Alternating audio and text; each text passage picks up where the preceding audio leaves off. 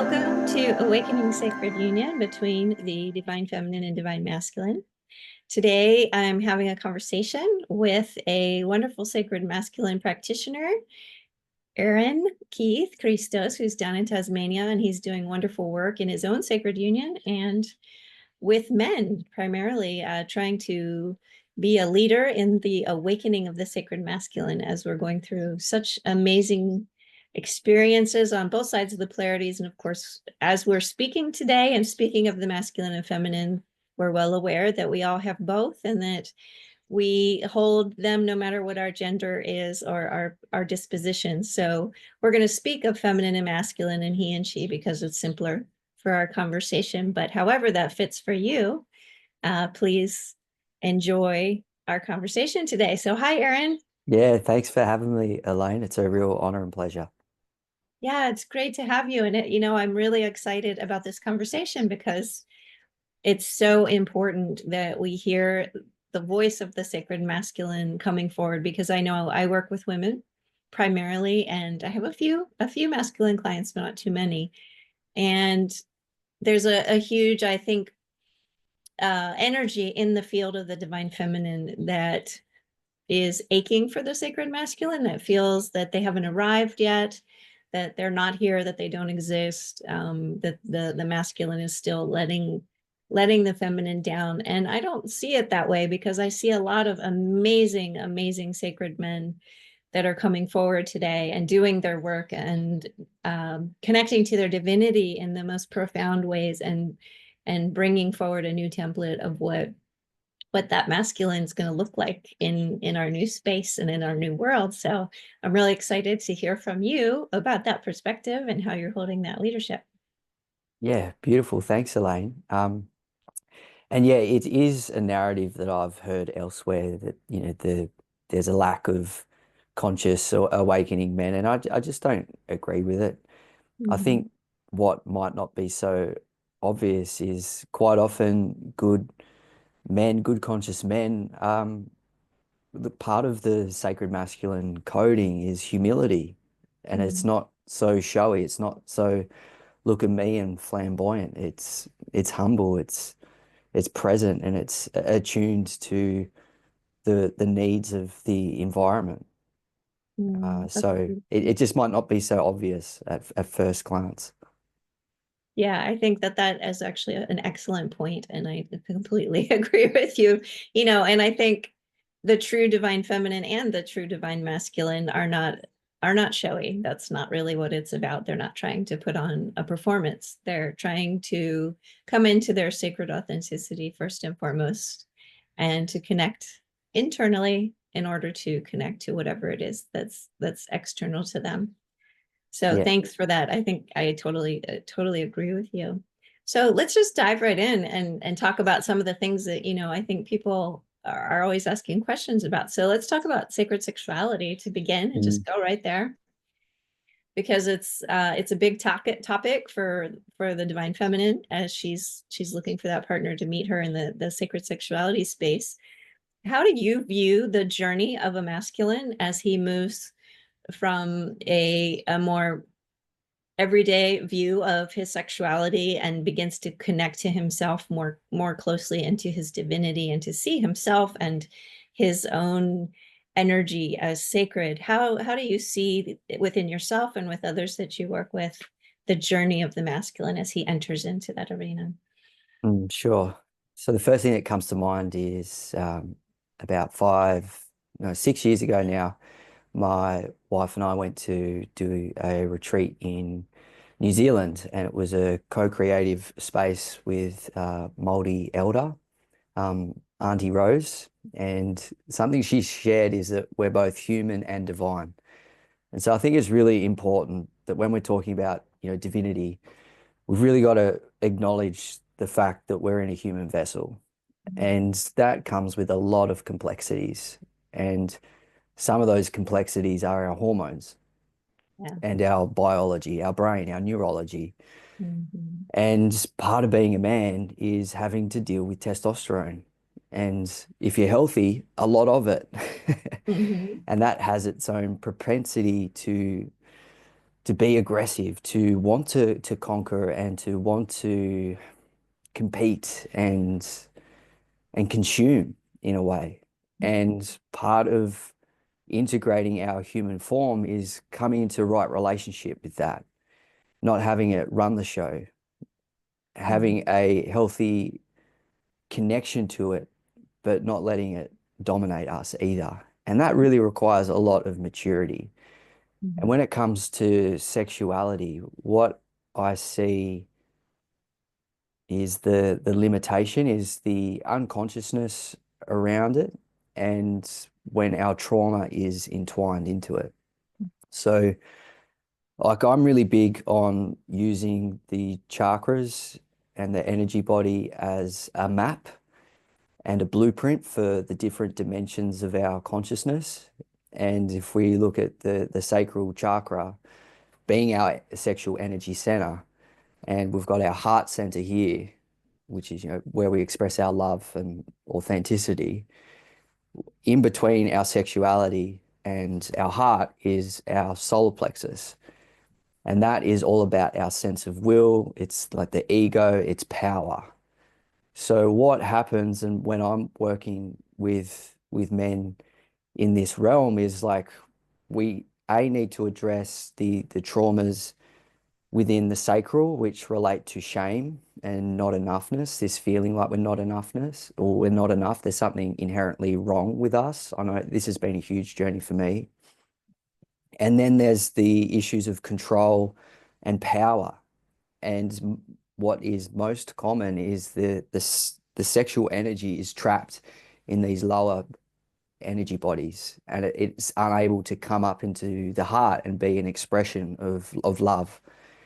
And so, yeah, I guess the cure for having our sexuality come into its more refined, more divine expression is doing our shadow work, reclaiming our enoughness as men, not trying to prove that we're enough through our sexuality and how much we, conquer.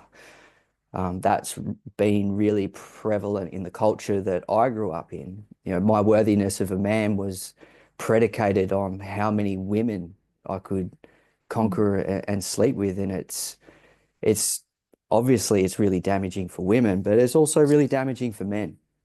And I've had a really big journey in this realm of sacred sexuality.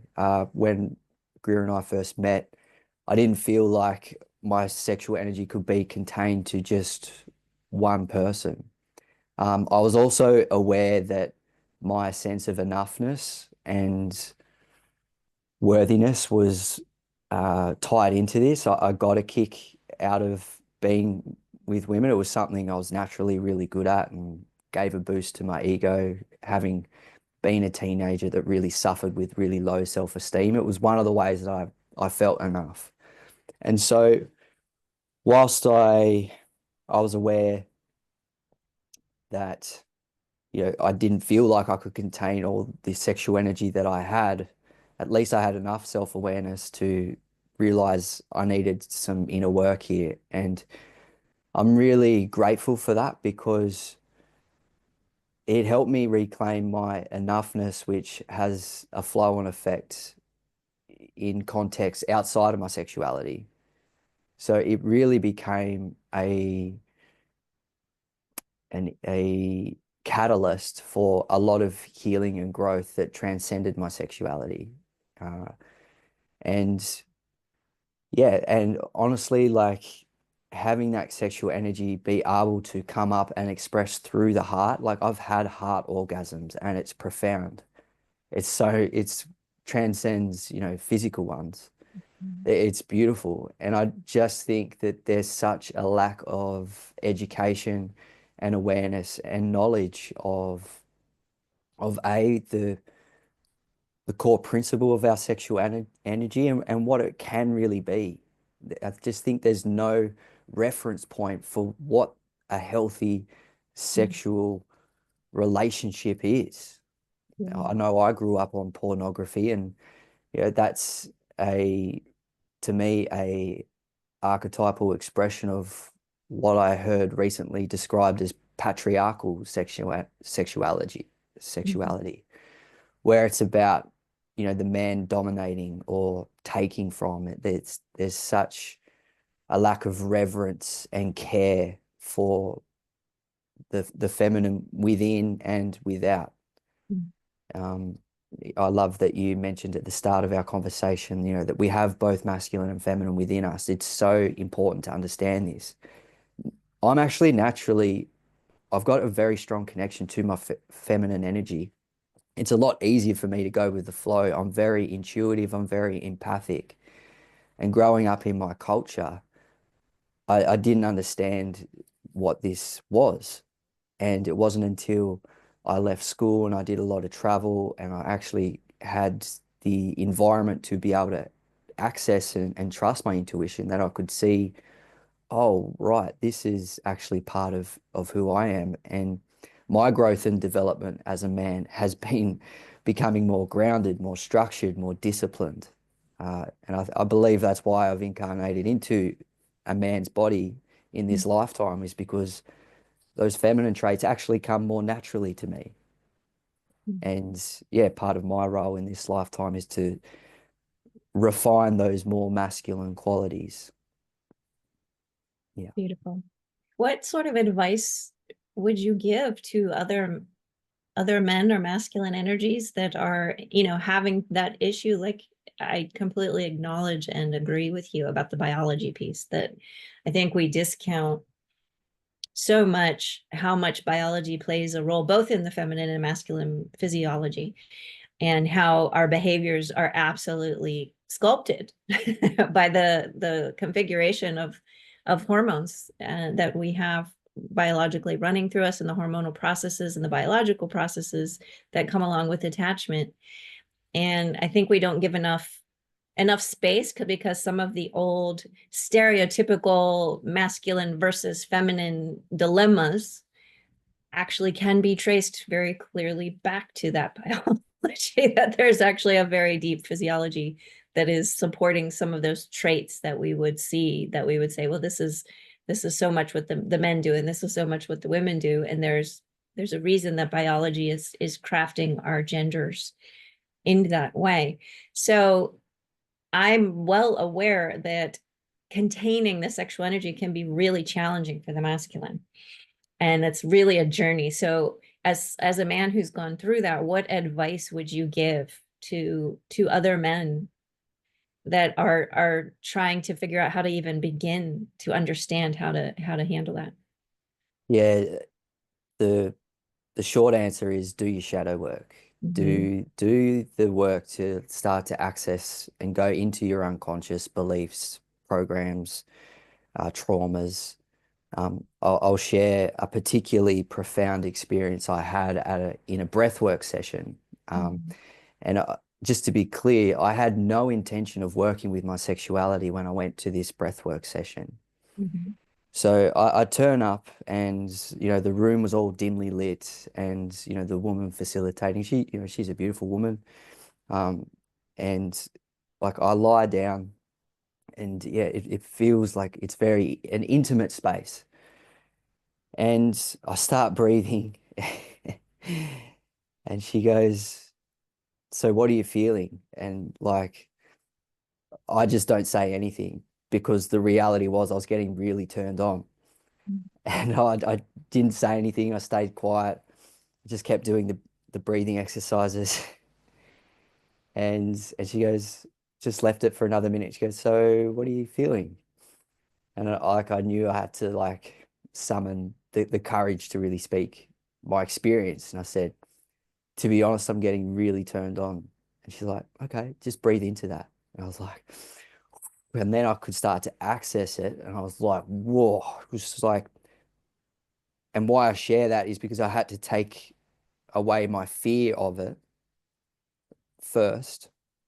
And then as I took away the fear and actually accessed more of it, it was just like this huge surge of energy.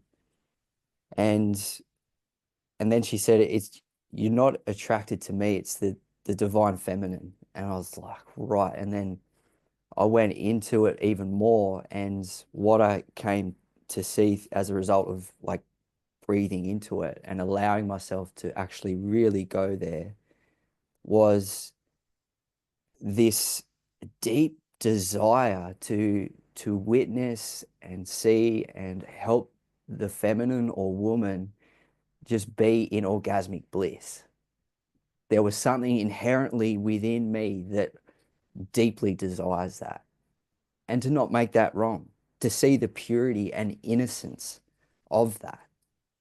And Right. so as a result of that incredibly powerful breathwork session, I took away my fear of it and I took away the shame around it.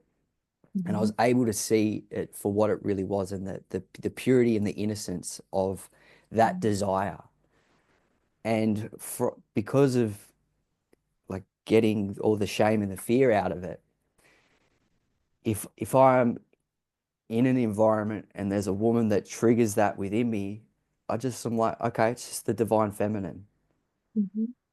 And it doesn't become this like, oh, she's got something I need, or like, oh, I want to consume that. It's just like, okay, it's just the divine feminine. I just breathe it through my body and continue on with my day. Um, so it's about coming into right relationship with that energy, and that requires to be able to see it in its purity and its innocence. And that requires to take out all the shame and the baggage enmeshed within it. I love that because it is, such a, I think both for the feminine and the masculine, the removal of the shame and the programming around the shame or the dirtiness or even ideas of naughtiness and all these things that got put into our sexual program, and to return to that inherent innocence, like you said, the it's really a profound purity that can come as this really natural eros that can arise between us, that doesn't have to be sleazy or glamorous or putting on a performance or anything. It can literally just arise in such a pure space of both the eros and the heart together, Yeah. and then find that place to meet in the middle. So I'm really grateful to hear you to speak of that in the masculine, the understanding that also the masculine has that inherent innocence, and that our sexual Yeah. energy is such a profoundly divine source of energy, Yeah. and that when we And can reconnect to it and outside of a lot of these false programs that we've all been indoctrinated into, in yeah. this world. And the final piece I want to add to that, and again, it goes back to doing our shadow work and trauma healing, is the piece around a traumatic birth. Mhm. It particularly for men is really big because we have this yearning to return to the nurturing of the mother. Mhm. Um, that can often be held in our system if our cord was cut too quickly, uh, the state of consciousness and emotionality our mum was holding when we were born, whether we were breastfed. And obviously, this goes to men and women, but why I share this is because a traumatic birth that can also get entwined and enmeshed into our sexuality in an unconscious, unhealthy way, in that we're trying to return to the mother, Yeah. and and that will never be found through sexuality. That will only ever be found by doing our inner work and healing our traumas and nervous system. So true. So true. So you are in a beautiful sacred union with your beloved, and you're really in the forefront of trying to figure out what this new model of relationships could be or would look like, as we all speak of these higher types of relationships, long for these higher types of relationships with more awareness, more consciousness, and we really step out of what we'll call the old paradigm, which was based really on a codependency model, primarily through the masculine and the feminine. And so I would just love to hear your experience, as you're working with all of these wonderful concepts in your real and everyday life with your wife and your family. How do you see this evolution and this change as we're figuring out how to recreate this template? Yeah, beautiful. Once again, just to bring up the fact that we're moving out of a patriarchal paradigm where there was an imbalance within men and women of our masculine and feminine energies, and the masculine within us dominated and devalued the feminine. So we devalued connection, we devalued emotion, we devalued intuition, we devalued the earth. It can go on and on. Yeah. And yes, women suffered immensely in patriarchal consciousness as they were the material manifestation of the feminine as well. And that's also to say that men suffered as well. You know, we're both men and women are working through this imbalance within our psyche and consciousness. And yeah, just like I mentioned in the sexuality piece of like we need to work through our control and power issues within sexuality, it's the same thing in relationships. When there's conflict in relationships, there's most often a power imbalance. And yeah, I've studied with Terry Real, an amazing family therapist who's created a modality called um, RLT, relational life therapy. And he speaks very clearly about this idea of grandiosity and toxic shame.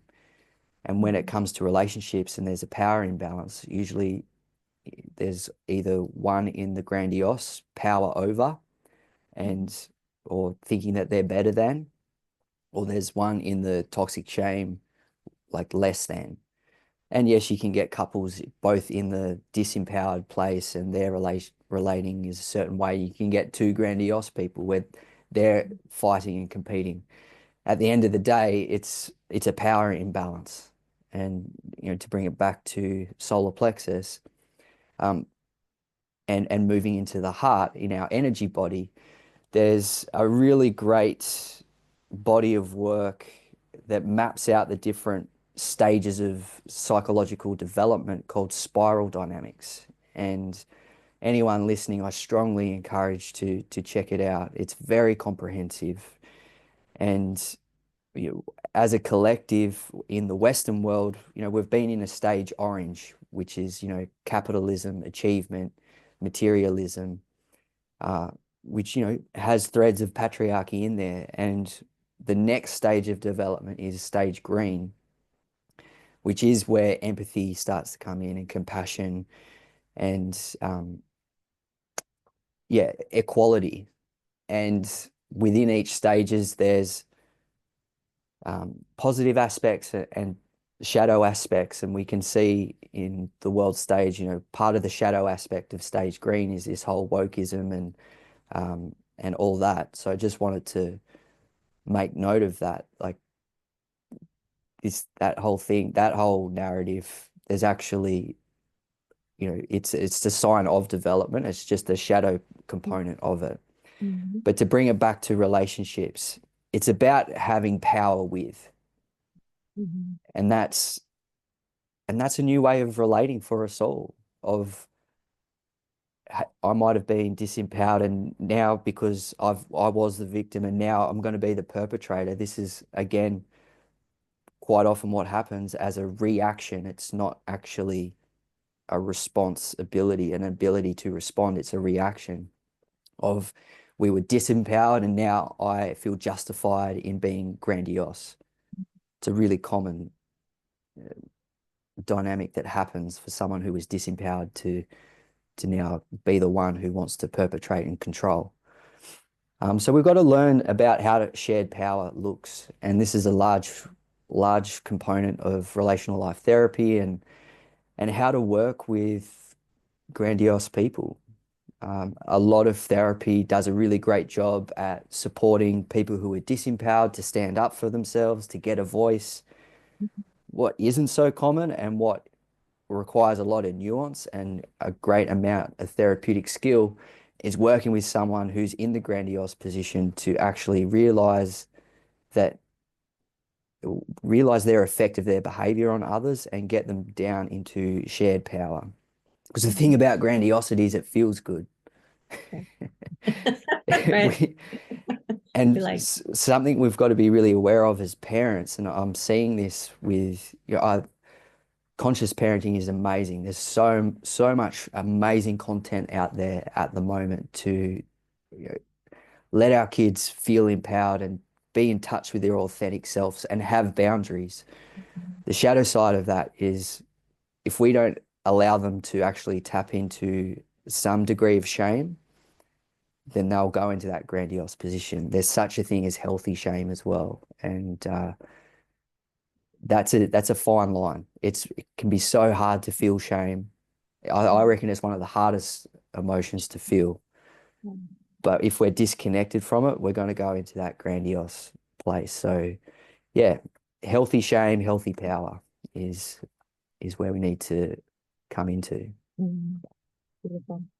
I would agree with that. In my perspective of how we're evolving as masculine, feminine, all of us, if you look at not just within romantic relationships, but within all our relational containers, when there's a sense of discord, it generally can be traced back to a power imbalance in the relationship, whatever that relationship happens to be. And in the shamanic tradition, that's the belief. Whenever there's shamanic work done to someone, it's, well, they've lost some of their power, and you're helping them to get that power back again. You're re-empowering them, and that's what healing is, Yeah. actually. And that leads us to the idea of becoming sovereign being. So maybe you could share what your idea about being a sovereign embodied being is to you.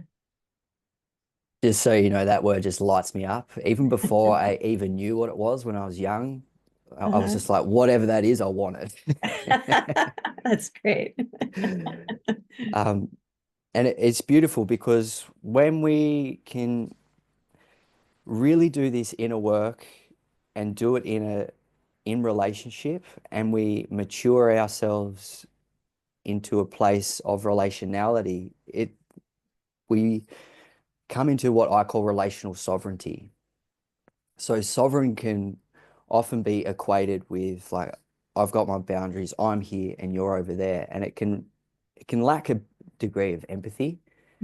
Relational sovereignty is I'm attuned to you and I can feel where you're at. But if you're in your process, I can allow you to be there without trying to fix you and without running away either. It's like being able to hold our center while our partner or someone else is in their own stuff, and hold our center whilst also feeling them and not being cut off completely.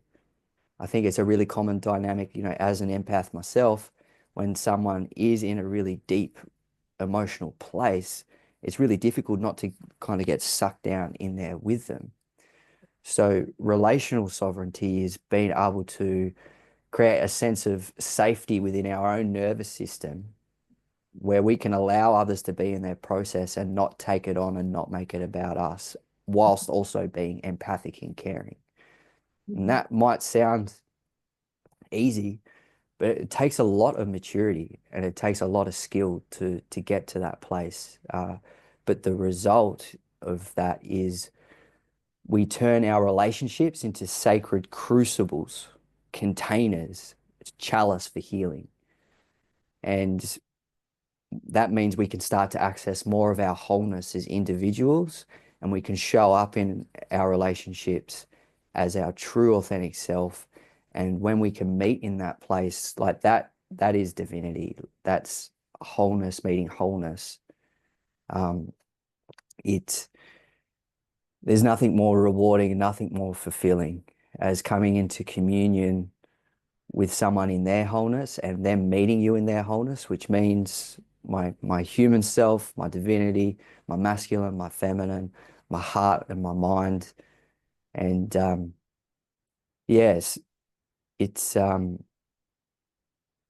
it's the great work. And what relationships ask of us is, when there is conflict, when we are triggered, it's our past, it's our amygdala, our childhood conditioning. Somewhere in our past, our need wasn't met. We weren't seen, we weren't valued, we weren't heard, we weren't respected, we had boundaries crossed, list is endless. All of the relational trauma that we all carry. Mhm. Um, and our amygdala is like a smoke alarm.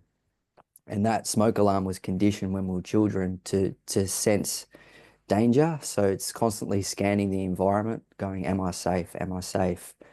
Or am I loved? Am I loved? And Mhm. as soon as it detects a threat, it will kick off. And our brain is like this. We've got the amygdala here, we've got our prefrontal cortex here. And so what we want is an integrated brain where our prefrontal cortex, our higher rational reasoning capacity, has that amygdala feeling safe. But when we're triggered, we can lose access. And then Yeah. our childhood conditioning is running the show. And it does not care about being relational. It just wants to get its way, its needs met. It wants to be safe at the expense of connection. And yeah, learning to recenter ourselves and bring our prefrontal cortex back online is how we can start to be relational and not let our triggers run the show and not let our past dominate our present. And we can actually have a new future that isn't influenced by the past. And so, yeah, this is one of the ways that we evolve. And yeah, whenever I share that model with people, I see light bulbs go off, and it helps make it less personal Mhm. and it helps bring couples into a place of me versus you, into usness. Yeah. It's like, this is us, we're both dealing with our inner wounded child. Mhm. We're not just in relationship with the person in front of us, we're also in relationship with all their history that made them who they are. And Yeah. that can be really difficult. Yeah. It's so true. And you know, the embodiment piece of that in the feminine path of the embodiment was as a spiritual path down and into the body to learn what the body can share with us about the wisdom and the eternal understanding of self through the body rather than the kind of up and out Mm, consciousness models. And so it's beautiful to recognize that dealing with that trauma, that pain body, both in the masculine and the feminine, is how we come into that sense of all of us being able to show up instead of little part of us hiding back, or this part of us is okay to present, but that part needs to be hidden.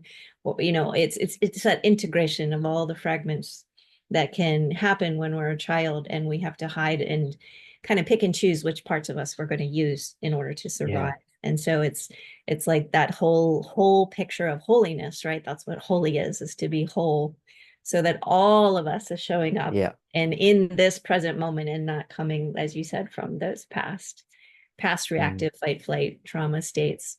And you know I see often in my client work with trauma that sexual trauma is very common in the feminine, as it is also with the men. Unfortunately, it's just been so rampant on this planet for so long.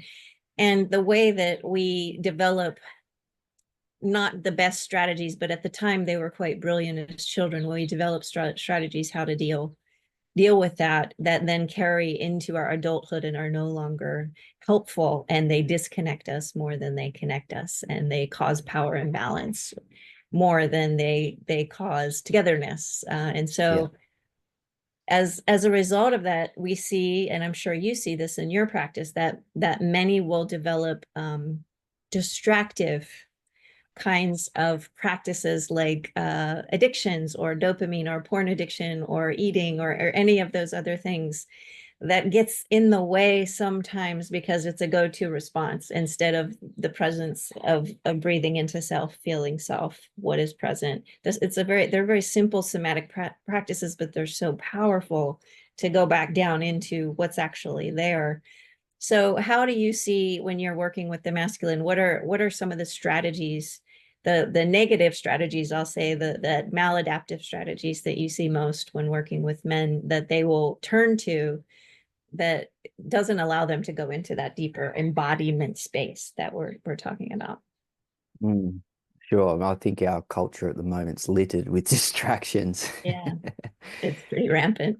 And you make a really great point about maladaptions because, you know, part of my work as a therapist is to help bring compassion to that, inner wounded child. And there was actually a really important intelligence of us adapting to our family of origin. It was brilliant.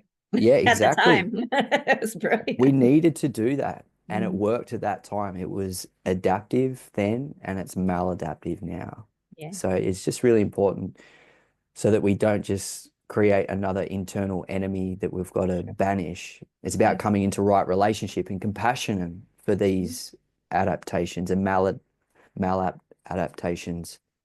But yeah, look, there's screens is a massive one. Yeah, pornography, food, excessive exercise, video games. It's all there, and they're all coping strategies to deal with the reality of being a human being at the moment, which is intense. It's hard being on Earth right now. Mm, There's a lot going on, not just at the material level, but at yeah. the unconscious metaphysical levels. There's things happening beyond the realms of the senses that are asking us to either grow or, Mhm. what do you choose? Are you choosing to stay with the status quo, which has a limited bandwidth left, or are you going to actively engage in your evolution? Mhm. Are you going to actively engage in choosing to evolve, to grow, to heal, to better yourself and the planet and humanity? It's a choice at the end of the day. And I also love that you mentioned our wholeness being our holiness, because I had this revelation myself, and I really want to speak to this point because I don't think it's I don't I think it needs to be more well known in the spiritual community. We speak about sacred union as, the merging of polarities, the mergings of opposites, of masculine and feminine, of mind and heart and body and spirit. And I've got a list here. We go strong boundaries and open-hearted compassion, discipline and openness, decisiveness and intuition, accountability, self-forgiveness, leadership, receptivity. These are all the different ways, different contexts that we merge and balance our inner masculine and feminine energies. And what's not so obvious is that when we do this internally, we create an inner landscape, an inner ecology where our inner child feels safe to birth. This is our pure spirit. It's our innocence. And we've got, by bringing in our Holy Father energy and our Holy Mother energy, and we bring them into marriage, we radiate joy, we radiate light. And I think a lot of spirituality gets poo-pooed on because, it's all light and love. And when we bring it into the idea of the Trinity, the Holy Trinity, it's light, which is the purity and light of our soul, the love, which is the feminine. And what's missing here is the power of the masculine. So the Holy Trinity is love, light, and power. And this revelation came to me when I was doing energetic clearings on my heart. And there's another lesser known energy center known as the high heart in the thymus gland.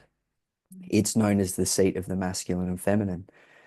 And I was clearing this energy center. I was like, why is there even a high heart? And why is it the masculine and feminine? And then as I was sitting with this, I saw an upside down triangle. And on the two sides here was the masculine and feminine. And then at the heart was the inner child. And it just hit me like a light bulb. I'm like, this is the blueprint. This is the blueprint for our soul. We all have masculine and feminine qualities, and we all have innocence and purity and light. And the great work for us all is to bring these masculine and feminine energies into balance so that the purity of our soul, the light of our soul can shine and radiate, which is its own unique frequency of source. Beautiful. I agree Yeah. 100%.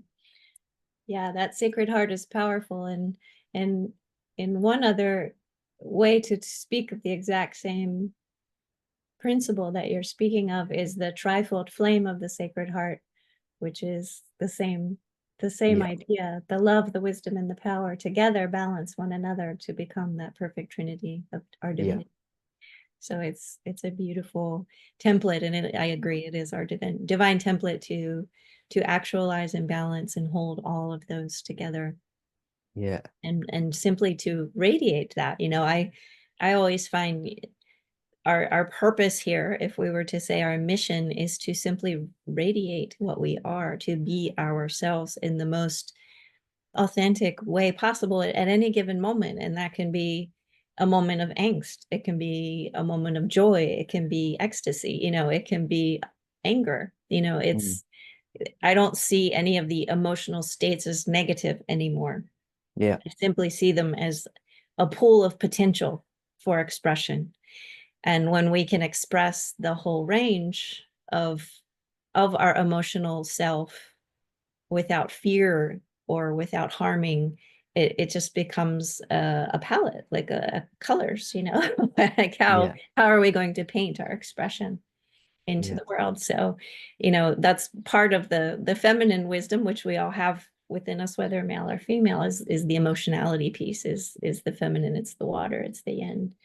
And not to be afraid of our emotions, mm, because they're just emotions. There's really mm, is there They don't need to be good or bad, they just are what they yeah, are. We can just be yeah, present with them. So that's a deep learning that I feel we need to learn in our bodies, because that's where the emotions are. That's yeah, where they live. So we yeah, can't do our emotions up in the mind. That's not where they live. So we have to learn to take that roller coaster ride in the body that is our mm. emotionality, right? So that we can Oh, be. I so agree. And yeah, my healing and evolution really accelerated when I finally was exposed to this whole embodiment Mhm. piece and actually recognizing it. Yeah, there's no negative emotions, and what we're feeling is healing when we really drop in and feel it Mhm. somatically, like where is it in the body? Exactly. What color is it? What, does it have a voice? Does it want to say anything? Like actually like Exactly. really going in there. And I know that was hugely beneficial for me. And to to go back to what we were saying previously, I think a lot of these ways that we're collectively being distracted is to distract us from being in touch with the physicality. I mean, yeah, Yeah, I agree completely. It is just to stay up in the mind and stay out of the body, and then you don't ever find the deeper pulse of self. yeah, Because you're yeah, always chasing something yeah, outside of you, and you're just on the edge of it, or searching for the next one. And the pulse of self is you can't hear it, because there's too yeah, much noise going yeah, on to find it. And I think that all of us have been exposed to the trauma of life, the trauma of 3D. I mean, if we've all grown up in 3D, and that just kind of is dramatic, and whatever flavor of that any of us experienced it. And I think that we just need to realize that it's not the end all be all blueprint of the way life was supposed to be. And when we can start to get some glimmers of what it's like to step out of that kind of fight flight patterning on a more consistent basis, and feel the peace and the radiance and the bliss, even that's possible in our bodies, when we're able to reprogram that nervous system away from just being used to feeling lousy all the time. mm. Oh Right? yeah, We're so conditioned to just feel bad all the time, whether it's physical or it's emotional or it's mental, and we're beating ourselves up, or judgments, or whatever's going on with us, where we're kind of formed in this beehive of not okayness. And yeah, so just having a chance to breathe a little bit with nothing happening, but just to breathe in the silence and stillness of self and the pulse of life, and to just mm, experience like everything's actually fine. There's really nothing happening to me right now. And letting your body get the memo, Yeah. and then Yeah. realizing little by little as we bring our nervous system back and back and back, that that can become our steady state of being. Yeah.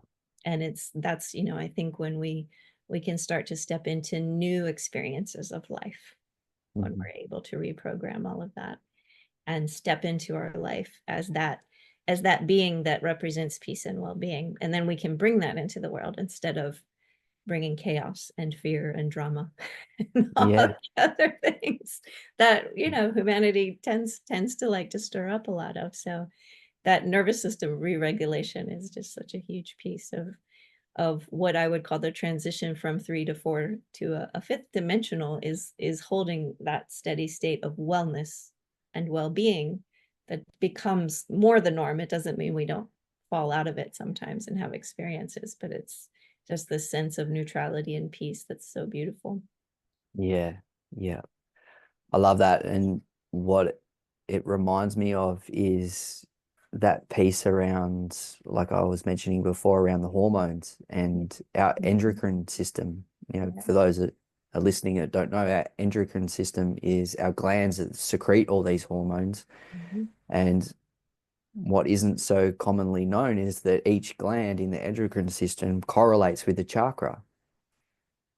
The adrenal glands with the base, and thymus with high heart, and we've got the glands in the brain that secrete melatonin and regulate us, and you got the sexual hormones, like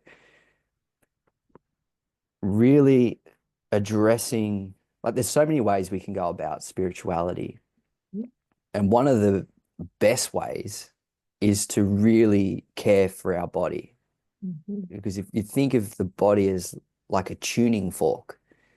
And the more refined, the more clear and Mhm. clean our body is, the more refined level of consciousness we can pick up on. So that's step one, is cleanse, clear, and get the body really healthy, which in this day and age, again, it's like we have to actively engage in this. It's not something that can just happen with Mhm. our current food supply, with all the stuff in the air, the poison in the water, in the soil. Like detoxing is not a a it's a necessity. Yeah. Like Greer and I are about to do another 10-day, bowel cleanse detox. You know, Mhm. we have this built into our lifestyle. And I wouldn't have it any other way. Um, Like we want to feel good, got to get the body feeling good. It's like it's yeah. such a no-brainer. And then the other part of it is learning to co-regulate with nature and Mhm. actually going out and finding pockets of nature to just sit and be with. And what I've found, because I've been doing this more often, is that, life is animating us. Like I was in the Tarkine down here in Tasmania, which is I think the forest is 60 million years old. It's one of the oldest forests on Earth. And to sit in a place like that and really reflect on how old that is and how my life is that, and Mhm. even these trees I'm sitting underneath, which are hundreds of years old and they're giants, even in the scheme of this forest, are nothing. And I look around and it's a rainforest, so there's just so much life. And all of that life, grows on death and decay. Yeah. A tree falls down, it becomes a Nurse. host for, yeah, That's a nurse yeah, tree. yeah.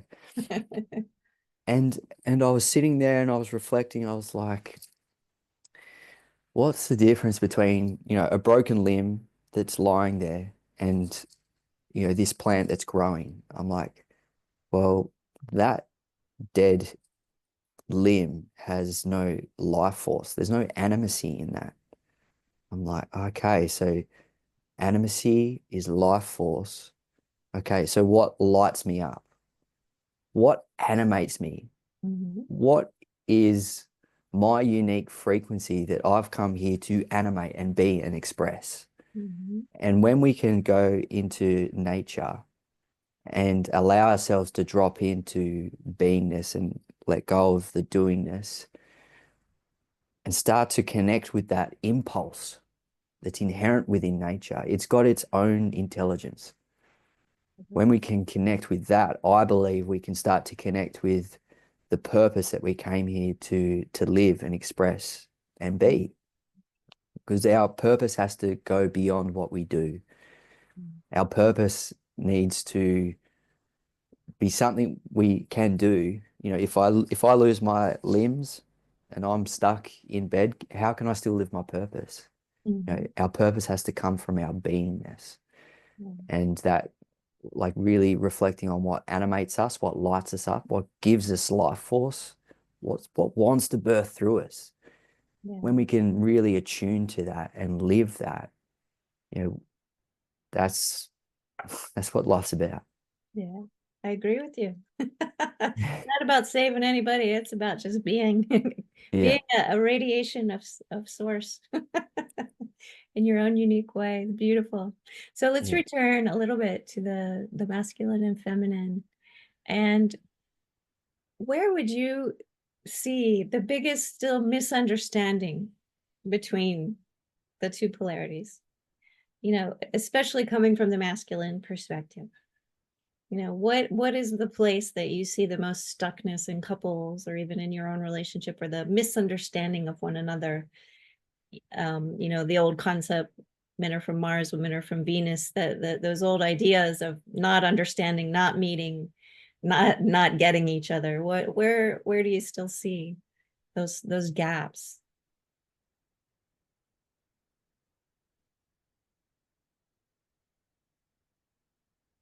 Yeah, honestly, I think it just comes back to that power imbalance, I Mhm. believe, because, you know, patriarchy was so heavy and so based like two, three generations ago, like back in the early 1900s.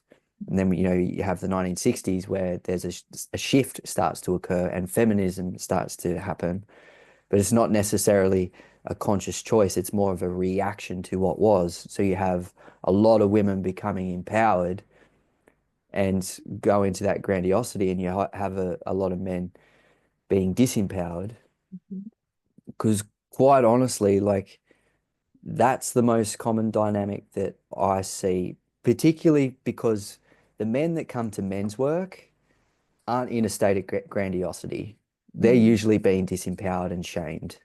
The yeah, men that are still in the grandiosity, like, sort of look down on men's work and like, oh, why would you need that sort of thing? Like, if right. they're still carrying on more of the old school patriarchy, Yeah, you know, I just say that purely from objective. There's no sure. shaming or anything there. It's just is what it is. But the men that actually want to heal and want to grow, usually they've been disempowered, and they're looking to reclaim their voice. They're sick of that. They're not sure how they can show up in their power without being overpowering. Mm, And same with women. They've often been let down. They have this mistrust of men. Maybe they've still got daddy issues, or, you know, they were misused by adolescent boys. I'm not going to mhm, call them men, sure. adolescent boys. And so Of they've got any their own age. trauma. So there's a mistrust there, and women are afraid to let go of their power Mhm, out of fear of being hurt again. yeah. So yeah, it's addressing power dynamics, yeah, there's a whole thread of knowledge and work and therapy Mm, to address that. yeah. And I think it's really it's such an interesting that power piece is really it's such a big deal for the masculine because you know there's all this messaging even around in the spiritual community, polarity teachings and all these things that the masculine, you know, is supposed to be in his power and the only idea maybe that we have for that is from that old paradigm of the word I'll use your word, grandiosity, and power over is what I would call, instead of you know, a dominating power, Yep. versus, you know, the other opposite side is the submissive side. And we know that we, as masculine and feminine, can be in both and experience both. So how do we find both for the feminine, because there's a feminine power that's very concrete as well. Like, how do we find new definitions of masculine power? And does that revolve, this is a question to you, around being more relational? Because the relational piece is the feminine piece. That's where the feminine Yeah. integrates into the power. So is that the answer, or part of it, to how a masculine steps into his new power space, is Yeah. that he's more relational? Does that Yeah. make sense? Yep. You're spot on. Exactly why I do the work that I do. Yeah. Yeah, it's the relationality. It's seeing the value in intimacy. It's seeing the inherent strength in vulnerability. It's seeing the power of humility. Um, yeah, humility, softness. Softness doesn't have to equate with weakness. This is something that I've had to really go through in my experience and embodiment of becoming a stepfather and father. I didn't have a reference point for how I could be in my power, but yet soft. Mhm. There was no reference point for me. It's something I had to figure out on my own. It was really hard. Mhm. It's and quite often it would be through getting it wrong and feeling guilty and then wanting to rectify it and realize that that dominating aggressive power only leads to fracture Mhm. and suffering, and but also just letting, things happen and not standing up for what I know to be right and true also degrades into chaos and Absolutely. a whole other slew of uh, Mhm.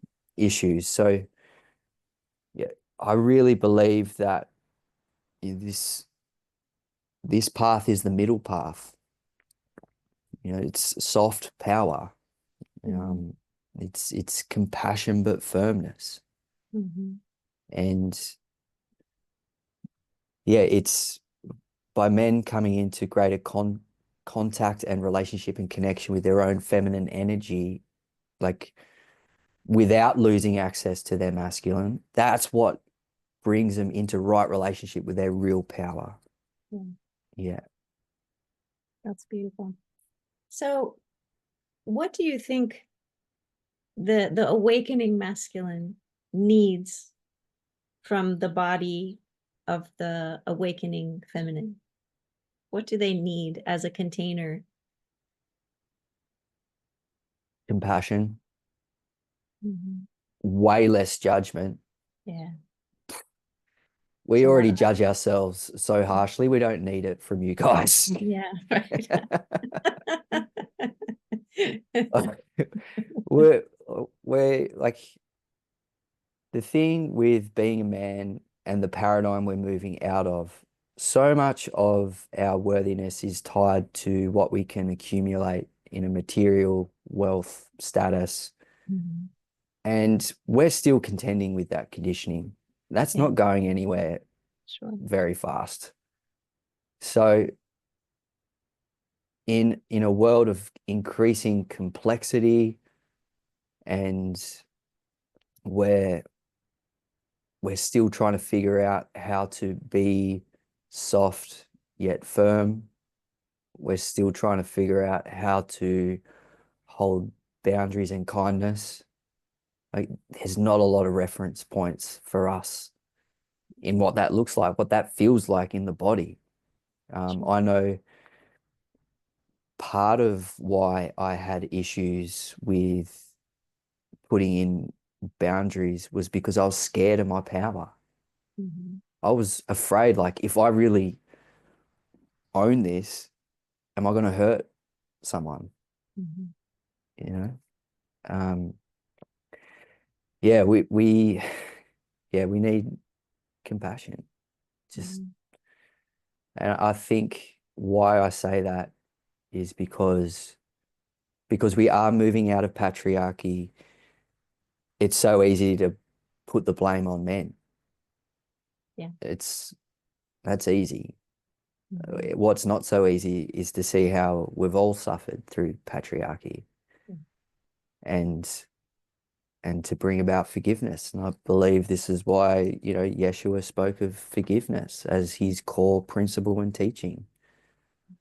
Is like, if we really need to come back into a state of harmony within the genders and the sexes, there needs to be forgiveness for what was, Right. and realize that that was happening from an unconscious place, Mm. and that there was no winners in that dynamic. Right. I agree. What else would you like to share before we wrap up our conversation? We've covered a lot of amazing things, and I'm so grateful to hear and this masculine voice, because I really am feeling that in the space, as I hold it, that there's a lot of masculine bashing. And, as you said, we all got wounded in this experience. Like, everybody was traumatized, and we all learned how to do things in ways that were not helpful, that word again, maladaptive, right? Yep.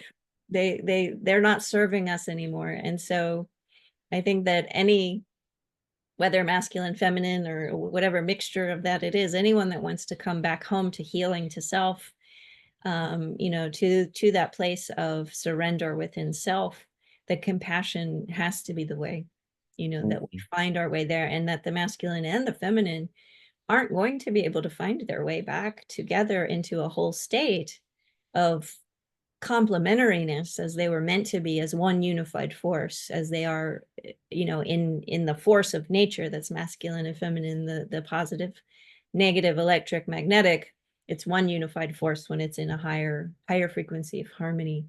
And one wouldn't imagine life without the other, because they're just so harmoniously in tune with one another. And it seems like we're all, that are carrying these codes that I'll call sacred union codes, have a memory of this in our soul, in some other time space dimension, and that we embody to carry this medicine of this memory, to bring it back into this time space continuum, but that we're also having to figure it out as we go, because even though we have the memory of it, it doesn't always slide into place in the doing of it, in the actual physicality of how we're relating, and we're having these relationships in these old patterns and ancestral. A lot of it's very ancestral. We're just carrying these cyclical ancestral things again and again, and having these same dynamics over and over again.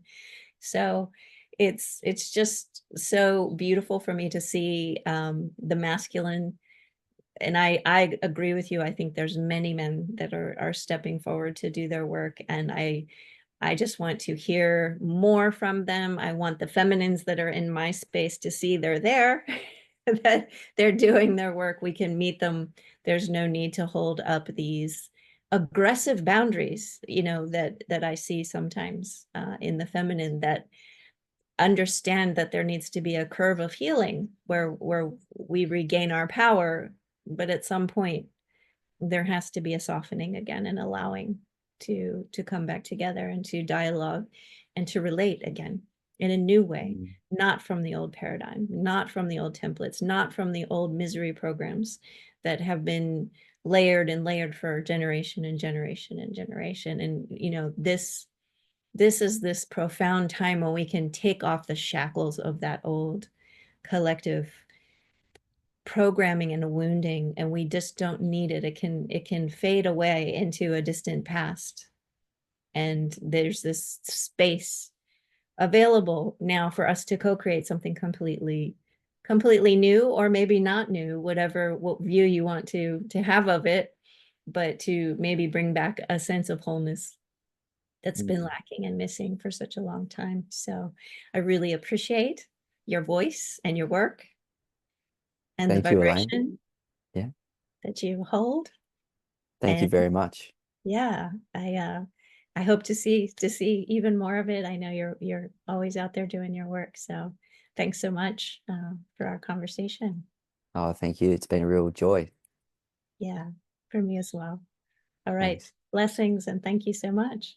Cheers. Cheers.